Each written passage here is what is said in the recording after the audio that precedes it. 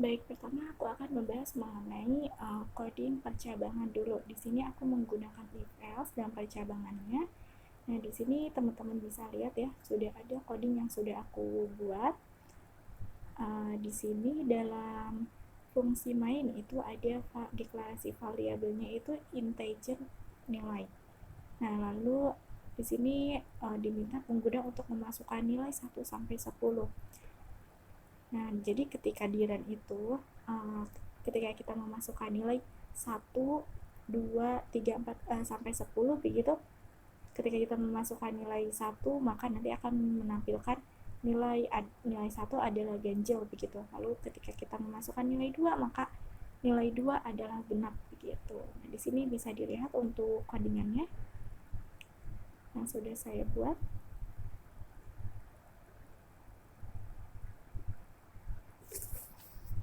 Sekarang mari kita run.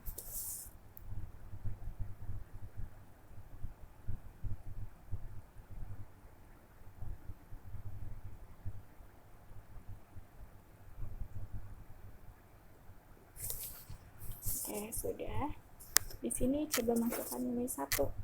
Nah, nilai 1 adalah ganjil. Jadi begitu ya teman-teman untuk percabangan. Baik, selanjutnya itu mengenai perulangan. Untuk perulangan ini codingnya masih sama seperti yang tadi untuk percabangan. Hanya saja saya menambahkan do dan while untuk perulangannya. Nah, di sini bisa dilihat saya juga menambahkan deklarasi variabelnya itu menggunakan char untuk mengulangi. Lalu di sini ada do dan while-nya untuk mengulang pertanyaannya begitu. Jadi nanti ketika di run itu, setelah kita memasukkan nilai dan menampilkan nilai tersebut ganjil atau genap, maka nanti akan ada perintah ingin memasukkan ulang atau tidak. Nah, jika ingin memasukkan ulang, maka kita bisa memasukkan nilai tersebut kembali. Jika tidak, maka program selesai begitu. Nah, sekarang mari kita run.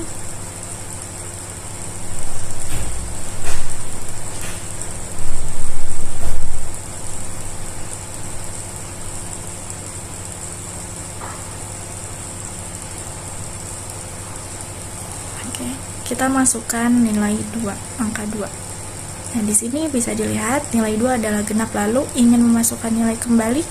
Nah, coba kita masukkan Y. Nah, di sini bisa masukkan kembali, coba kita masukkan 3. Nah, 3 adalah ganjil. Lalu ketika kita tidak ingin melanjutkan, maka memasukkan nilai lagi, maka cukup tekan N dan program selesai. Gitu. Baik, untuk selanjutnya aku akan membahas mengenai array. Nah, di sini sudah ada coding yang saya sudah buat juga. Bisa dilihat di sini di fungsi main itu ada deklarasi variabelnya itu const integer ukuran array begitu. Nah, ukuran arraynya ini aku 5. Lalu untuk nilainya itu masih menggunakan tipe data integer juga. Nah, di sini bisa dilihat kita nanti bisa memasukkan nilai ke dalam array-array itu. Karena kan di situ ada 5 ukuran, maka kita hanya bisa memasukkan 5 nilai begitu.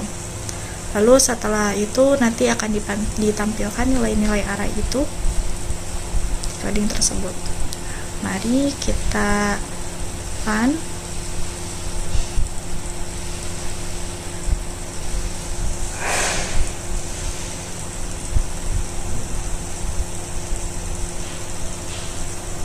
Oke, di sini aku akan masukkan nilai ke 1 itu 2, lalu 3, 4, 5, dan 6. Nah, maka hasil dari nilai-nilai array tersebut yaitu 2, 3, 4, 5, dan 6.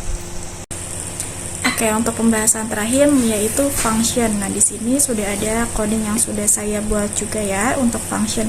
Sebetulnya untuk main itu merupakan fungsi juga atau function juga, tetapi saya ingin membuat function dari program yang saya buat ini ada 2 function begitu. Di sini untuk function pertama aku menggunakan void untuk tentukan kategori usia begitu. Lalu di sini ada untuk codingnya masih menggunakan if else juga seperti percabangan seperti itu. Nah, di sini ketika usia 5 sampai 11 itu termasuk kategori usia anak, dan usia 12 sampai 25 itu termasuk kategori usia 25. Nah, jika di luar itu semua, maka nanti akan tampil usia di luar rentang kategori anak dan remaja gitu. Nah, sekarang coba kita run.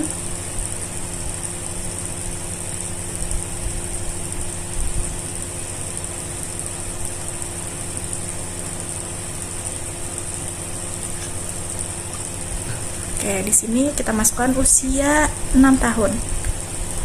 Nah, maka akan tampil nanti kategori usia 6 tahun tersebut merupakan kategori anak gitu. Oke teman-teman, itu aja yang dapat aku sampaikan. Semoga pembahasan yang aku sampaikan ini dapat bermanfaat untuk teman-teman semua. Untuk kekurangannya mohon dimaafkan. Terima kasih. Wassalamualaikum warahmatullahi wabarakatuh.